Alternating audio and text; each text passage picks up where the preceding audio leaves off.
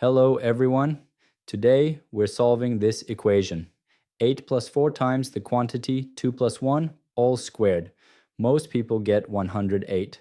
Let me show you exactly where the mistake happens, and then the right way to solve it. Here's how most people solve this incorrectly. They work from left to right just like reading a sentence. They see the parentheses. 2 plus 1 equals 3. They handle the exponent. 3 squared equals 9. Then they continue left to right. 8 plus 4 equals 12. Finally, 12 times 9 equals 108. So they get 108. But this is wrong because they treated addition the same as multiplication. In mathematics, multiplication must be done before addition. Here's the right way to solve it. We will use the order of operations rule, which is PEMDAS. Stands for parentheses, exponents, multiplication, division, addition, and subtraction. This tells us the order in which we must solve the equations.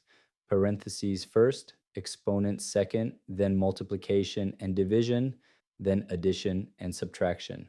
Step 1, parentheses first, 2 plus 1 equals 3. Now we have 8 plus 4 times 3 squared. Step 2, exponents next.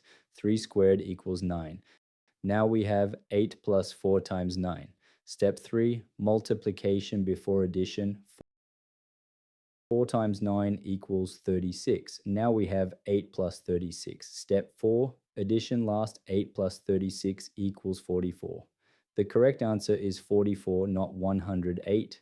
The key lesson: even after correctly handling parentheses and exponents, multiplication still comes before addition. Don't switch to left to right reading.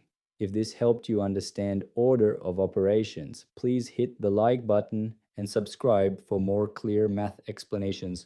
Thank you for watching.